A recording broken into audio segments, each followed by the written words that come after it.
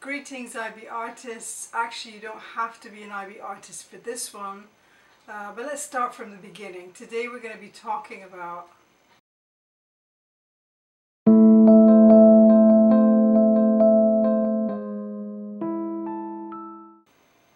the extended essay. Is your first real piece of academic writing. Yes, you have the TOK. However, with this extended essay, you are really kind of choosing a subject that you want to examine and talk about in great depth. Academic writing is very, very specific. It has its own rules. It really teaches you how to construct a logical argument and support it with research. This is something that you'll find very useful later on when you are in university or college. You will definitely be engaging in some form of academic writing. So this is an excellent preparation for further academic studies, whether you're doing art or any other subject. It is an essay that is 4,000 words long. Now that's the limit. It's not a ballpark. Make sure that you do not exceed that limit. I would strongly recommend that you get the extended essay guide either from your teacher or the IB coordinator, and that way you will know exactly what is required and the specification of writing the extended essay. So the visual arts extended essay, which I will be focusing on today, starts at page 340. Your school may also have its own kind of handouts or guidance as to how to write this essay. Make sure that you're kind of following those guidelines and that you are meeting up with your supervisor, whoever that may be, regularly, and that you're discussing your progress. Generally speaking, the extended essay in visual arts also encompasses architecture, design, and contemporary visual culture. Film is not included. If you want to do film, you have to go to someone in film studies. It does not fall under the visual arts. Even though you don't actually have to be an IB visual arts student for this essay, it is mostly recommended for visual arts students because their own experience of struggling through encountering different concepts in art, different kind of challenges in their own work will really kind of enrich the investigation of topics, artists, etc. in the visual arts. So your own experience as a visual arts student will definitely add kind of weight, if you like, to writing this essay. However, you don't actually have to be a visual arts student for this, so all students welcome. However, I just thought I'd put that in because it can be a very fulfilling experience if you are doing arts and writing the essay as well, because they kind of go well together. One of the things that I also want to mention is that this essay, like everything in the IB, it really should be focused on evidence of learning. Ultimately, the kind of the purpose of the essay is that the examiner follows the journey that you have taken in discovering, examining, and researching the topic that you have chosen. So evidence of learning is hugely, hugely important. I'll talk a little bit more about that later on, but just make sure that you understand that it is important that whatever you are talking about shows that you have grown as a result. One of the things that you need to think about when choosing what kind of topic or subject you're going to be writing about in your essay is to make sure that you have the access to the research that you need for that topic. So whether it's books, sources and resources, so experts in the field, for example, artists, designers, etc. This is really a very important part of the planning, so that you know that once you start writing the essay, you will have all that goes into it at easy reach. For example, I lived in a country where there was a lot of censorship. Because art usually touches on sensitive subjects, it examines things that, you know, are possibly challenging. A lot of the material that I needed wasn't actually available to me. So I had to find ways to, you know, contact people in other countries, etc., to help me out. This is something you need to kind of be aware of. If, you know, you can't get to the books that you need, or you can't get to, you know, the people that you need to kind of help you out, then, you know, you probably should think about that and possibly even choose something else. It's very, very important that you plan these things. Talking to artists, experts in the field, as I've already mentioned, is a great way to really enrich your examination of the subject or topic that you've chosen. And also it will make your essay a lot more interesting, engaging, because you have primary sources. You're engaging with people, you're actually going out to see work in galleries or in people's studios, whatever. That really kind of makes your essay unique and original, which means that it's more interesting. This is another thing that you need to plan. Just again, you know, if you think that Google will sort you out, you're very much mistaken, because, you know, Google is very limited, especially when it comes to very specialized information. It is good for finding information on where to find more information. However, don't just rely on Google to, you know, for everything. At the end of the essay, I'll talk about them a little bit more later on, you submit a bibliography, and the sources listed in your bibliography should be varied. You can't really compare an article that you find through Google to, let's say, a book on a specific artist, let's say. So make sure that, you know, there is research, that it is clearly an in-depth kind of investigation into what you're doing. Generally speaking, avoid subjects or topics that are too vague, too narrative. For example, you know, take it, you know, kind of writing about very long periods in art history. Anything that's kind of like a huge chunk that isn't very specified is just going to be unfocused, which is not what you want. 4,000 words is actually not a lot of, you know, words really. It's quite a short essay if you want to investigate something, you know, in depth, which is what you should be doing. Avoid also, like I said, narrative essays. So for example, don't recount to me the biography of Frida Kahlo, for example. Okay, if I want to, you know, check out Frida Kahlo's biography, I'll look it up on Wikipedia, or I'll buy a book on Frida Kahlo. That's not your job.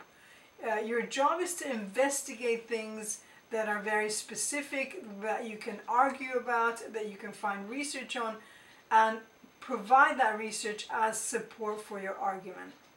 Okay, you're not just kind of telling me about something. Another example would be if you pick two artists randomly and you just kind of tell me, oh well, this artist does this and she does that, and there's no kind of focus or reason for you to be looking at these two artists other than that they create art, for example. There should be an umbrella under which you are looking at these two artists.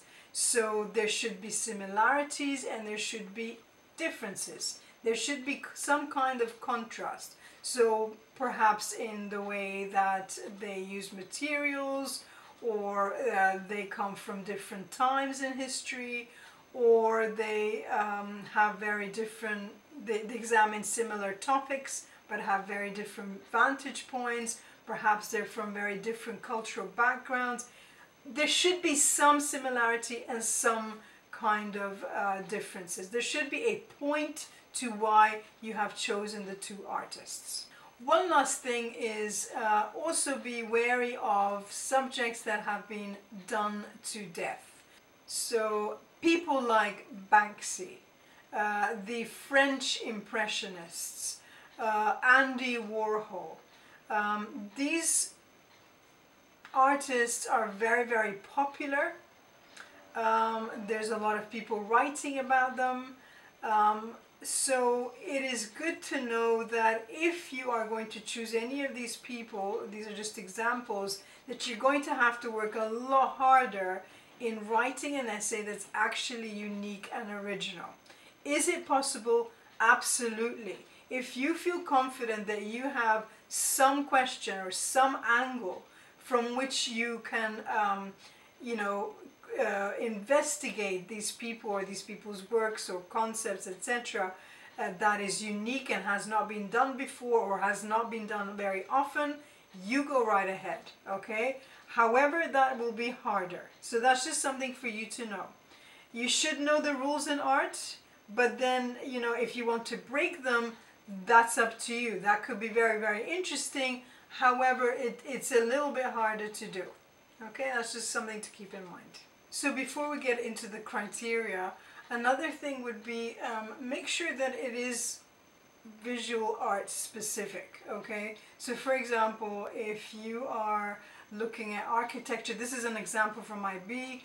If you're focusing on architecture that is specifically concerned with ecology or preserving, which is green, etc., that should actually be under environmental studies. Again, film, we said already that it's not under visual arts. So make sure that with your supervisor, whether it does actually fall under the visual arts. So I want to talk a little bit about topics. So what's a good topic? The answer to that is very personal. It should be something that you're actually interested in, just like with your body of work for the visual arts. Your essay is something you're going to spend a lot of time on. So make sure that it's something that you are really curious about, an area that you want to grow in, learn more about, all that stuff.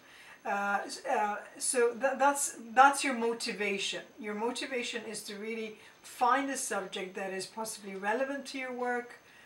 Make sure that it doesn't, it's not recommended, for example, to look at look at the artists that you're using for your comparative study, because that's kind of like, well, don't necessarily do that. However, let's say you have a comparative study of two artists, if there's any kind of ideas or concepts or anything that you want to investigate further, look within that field. What can you do in that area that would be an interesting argument or an interesting essay to read? What would be compelling in that area? The most important thing is that you formulate a question that is very specific, because that will help you focus. The whole idea at the beginning, or the whole process of the extended essay, will be very broad in the beginning, okay? Now, you probably have lots of ideas, those ideas will be quite broad. You kind of want to do something in this kind of area. Or you're thinking about this artist, but you're not really sure which aspect of his work or, which aspect of her ideas you are thinking about, what to narrow in on. The best artists are always multi-layered, okay? So usually the artists that who you're looking at for this extended essay are people who have complex work. This is another thing that is really, really important. It is fine to kind of look at the work of, I don't know, someone who you like, or, or someone etc. Make sure that their work is layered enough, complex enough for you to examine in a 4,000 essay that has to be really, really strong, okay? This is another thing. Make sure that the artists that you're looking at, designers, architects, etc., have a body of work that will hold up to examination, okay? don't necessarily rely on your taste. I'm going to be doing a whole video on taste in the future because I think it's hugely important and relevant. With formulating the questions, avoid questions where you are asking to quantify something. So for example, I see this a lot. To what extent has Zaha Hadid influenced contemporary architecture, for example? I'm just doing something very general. That wouldn't be a good question anyway. But just to kind of demonstrate what I mean. How are you going to quantify or prove or discuss how much she has influenced something or someone? Right? So it's better to ask the question in a different way. How has Zaha Hadid influenced contemporary architects? That's a better question. It's still too vague, but it's a start. Okay, so maybe then you can narrow in on what kind of contemporary architects you're specifically talking about. Okay, so that's the kind of logic that you need to apply to formulating your question. It should be very specific, and it shouldn't be something that you are asked to quantify. You can't prove how much someone influenced something. So again, I'm just going to kind of recap. I've kind of said this already, but the essay is definitely a document or evidence of you learning, critical thinking, original and creative thinking, and formulating a strong argument which is supported by your research. Okay? I know this sounds obvious, but I do see it a lot. Don't make statements that you cannot back up. You are not at this point considered an expert in the field. So I remember I had a student, I would kind of circle a statement she would make, and I would say, where did you get this information? You should put something like, according to so and so, this is, the statement. And when I told her that, she then went back, and every statement that she made, she would add, according to me, blah, blah, blah, blah. Obviously, I don't need to tell you that that will not fly, okay? According to me means nothing. You need to find someone who has, usually devoted their life to investigating something and then quoting them or using their argument or findings to support the statement that you're making. That's what it's all about. Do not get confused.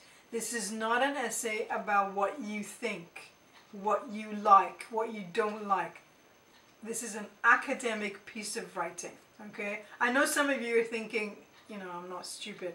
I totally get that, but some students do get confused. Another thing that I want to talk about is that the research should be focused on your topic, and it should be focused on the visual arts. So for example, you have chosen to examine an aspect of feminism. Don't think, oh, I know, Emma Watson is a feminist, or Rhimes is a feminist, okay, and then use their arguments. Not so much. Feminism has a place in the visual arts. It has its own history, it has its own progress and development. You should definitely be looking at that for supporting your arguments. This is appropriate because you are, again, you are looking at a specific topic. You are looking at a specific, hi Shanti. Anyway, it's a zoo in here. You should be looking at specific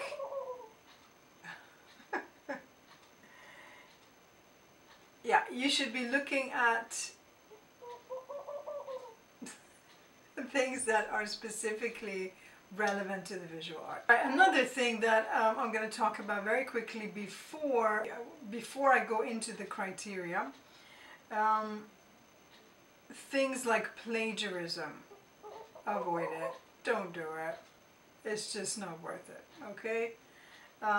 Plagiarism also happens when you don't credit your sources properly. I see this all the time. You know, Google images are not a kind of, you know, and don't put things like, oh, you know, source unknown. If the source is unknown, you shouldn't be talking about it, okay?